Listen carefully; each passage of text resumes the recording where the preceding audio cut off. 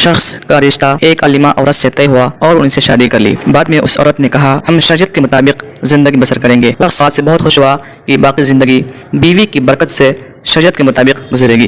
कुछ दिनों बाद बीवी ने कहा कि देखो हमने घर में शरीयत के मुताबिक जिंदगी गुजारने का अहद किया था और शरीयत में बीवी पर सास और ससुर की खिदमत वाजिब नहीं और शरीयत के मुताबिक खवीन को अपनी बीवी के लिए अलहदा घर का इंतजाम करना होता है, लिहाजा मेरे लिए अलहदा घर ले लो।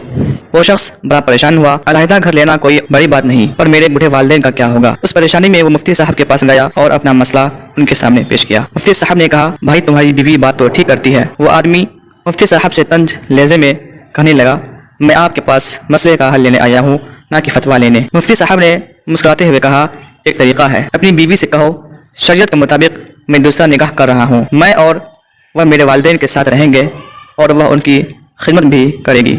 मैं तुम्हारे लिए अलहदा घर ले लेता हूँ, आप वहाँ रहना। उसने घर आकर अपनी बीवी से यह बात बताई तो वह चटपटा गई और बोली दफा घर ही रहूँगी और आपके वालिदैन मेरे भी वालिदैन हैं और उनकी खिदमत इकराम मुस्लिम भी है। इस पूरे वाक़े में हमें यह सबक मिलता है कि हमें ज़िंदगी के कुछ पल मस्जिदों में बिताना चाहिए या अल्लाह वाला की महफिलों में भी गुजारना चाहिए और ज़्यादा से ज़्यादा कुरान की तिलावत करना चाहिए और कुरान को समझने की कोशिश करनी चाहिए। कुरान पढ़ने से इल्म में इजाफा भी होता है, क्योंकि दुनिया में कोई ऐसा मसला नहीं जो मौजूद नहीं।